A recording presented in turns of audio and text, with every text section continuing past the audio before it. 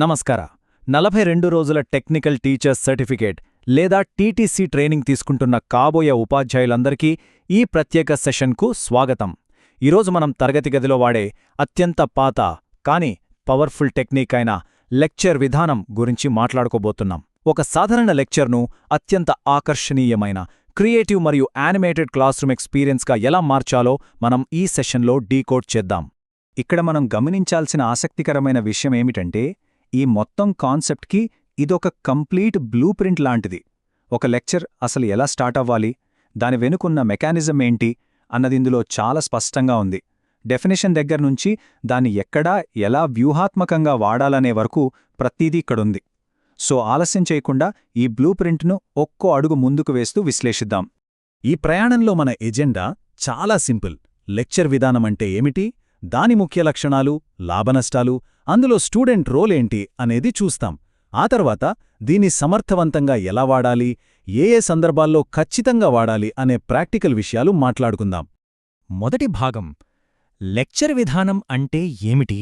అసలీ సంప్రదాయ లెక్చర్ అంటే టీచర్ క్లాస్లోకి వెళ్ళి ఏకబిగిన మాట్లాడుకుంటూ పోవడమేనా? ఖచ్చితంగా కాదు.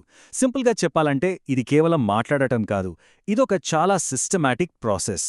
ఉపాధ్యాయుడు తనకున్న నాలెడ్జ్ని, ఎక్స్పీరియన్స్ని ఒక క్రమపద్ధతిలో విద్యార్థులకు ట్రాన్స్ఫర్ చేసే విధానం ఇది.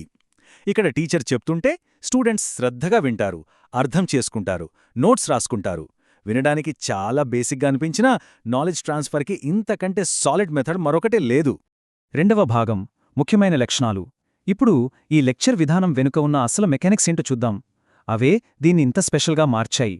దీని మెయిన్ క్యారెక్టరిస్టిక్స్ చూస్తే ఫస్ట్ ఆఫ్ ఆల్ ఇది పూర్తిగా టీచర్ సెంట్రిక్, అంటే కంట్రోల్ మొత్తం మీ చేతుల్లోనే ఉంటుంది. దీని అతిపెద్ద ప్లస్ పాయింట్ ఏంటంటే ఒకేసారి చాలా పెద్ద గ్రూప్కి తక్కువ టైంలో ఎక్కువ కాంటెంట్ను డెలివర్ చేయొచ్చు. ముఖ్యంగా కాంప్లెక్స్ థీరీలు, ఫార్ములాలు ఎక్స్ప్లెయిన్ చేయడానికి ఇది బెస్ట్ టూల్. దానికి తోడు మీ పర్సనల్ ఎక్స్పీరియన్స్ యాడ్ అయితే ఆ లెక్చర్ రేంజ్ ఇంకో లెవెల్లో ఉంటుంది. మూడవ భాగం, లాభాలు మరియు నష్టాలు. ఏ టెక్నిక్కైనా రెండు వైపులా పదునుంటుంది కదా. ఈ లెక్చర్ విధానం కూడా ఒక డబుల్ ఎడ్జ్డ్ స్వార్డ్ లాంటిదే. ఒకవైపు దీని పవర్ ఏంటంటే క్లాస్లో ఎంతమంది ఉన్నా హ్యాండిల్ చేయొచ్చు, సిలబస్ ఫాస్ట్గా కంప్లీట్ చేయొచ్చు, సబ్జెక్ట్ మీద స్ట్రాంగ్ ఫౌండేషన్ వెయ్యొచ్చు. కానీ ఇంకోవైపు చూస్తే ఇదొక వన్ వే ట్రాఫిక్ లాంటిది. కేవలం టీచర్ మాత్రమే మాట్లాడుతూ ఉంటే స్టూడెంట్స్ ఆటోమేటిక్గా పాసివ్ అయిపోతారు. వాళ్ళ అటెన్షన్ డ్రాప్ అయ్యే ఛాన్స్ చాలా ఎక్కువ. పైగా ప్రాక్టికల్ స్కిల్స్ నేర్పడానికి ఇది ఏమాత్రం పనికిరాదు. ఈ బ్యాలెన్స్ మనం ఖచ్చితంగా గుర్తుంచుకోవాలి. నాల్గవ భాగం, విద్యార్థి యొక్క కీలక పాత్ర. ఇప్పటిదాకా చెప్పేవాళ్ల యాంగిల్లో చూశాం కదా. మరి క్లాస్లో కూర్చున్న ట్రైనీలా లేదా స్టూడెంట్స్ రోల్ ఏంటి?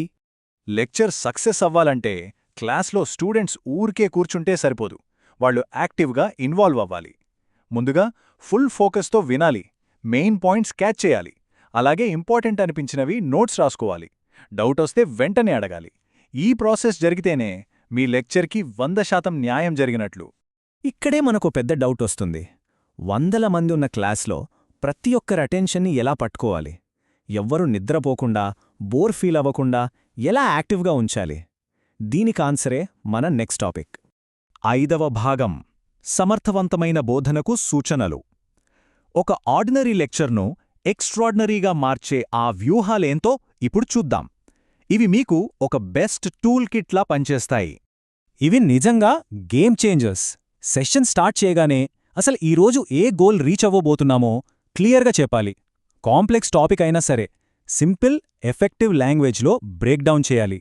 ఇక ఆ వన్ వే బోర్డంని బ్రేక్ చేయటానికి real life examples, visual AIDS విపరీతంగా వాడాలి.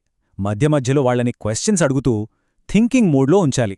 అండ్ ఫైనలీ టేకవేజ్ ఎప్పుడూ బుల్లెట్ పాయింట్స్ రూపంలో ఇస్తే వాళ్ళకి ఈజీగా రిజిస్టర్ అవుతాయి. 6వ భాగం, ఎక్కడ వాడాలి, ఎక్కడ వాడకూడదు. ఒక ప్రొఫెషనల్ టీచర్గా ఈ పద్ధతిని ఎప్పుడు డిప్లాయ్ చెయ్యాలి అనేది తెలుసుకోవడం చాలా అవసరం. ఈ బౌండరీస్ చాలా క్లియర్గా ఉండాలి.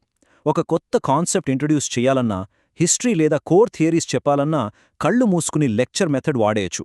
కానీ మీరు ప్రాక్టికల్ స్కిల్స్ నేర్పించాలనుకున్నప్పుడు లేదా స్టూడెంట్స్ నుంచి 100% యాక్టివ్ పార్టిసిపేషన్ ఎక్స్పెక్ట్ చేస్తున్నప్పుడు మాత్రం ఈ పద్ధతిని పక్కన పెట్టేయాలి. అలాంటప్పుడు డెమాన్స్ట్రేషన్ లేదా హ్యాండ్స్ ఆన్ అప్రోచ్కి వెళ్లటమే బెస్ట్. మనం మాట్లాడుకున్నదంతా ఈ ఒక్క కొటేషన్లో చాలా అందంగా చెప్పారు.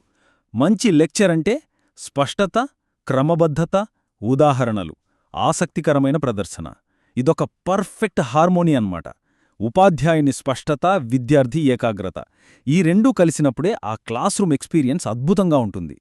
ఇక ముగించే ముందు మీకందరికీ నా తరఫున ఒక చిన్న ఛాలెంజ్. ఈ 42 రోజుల టీటీసీ ట్రైనింగ్లో మీరు ఎన్నో స్కిల్స్ నేర్చుకుంటున్నారు కదా.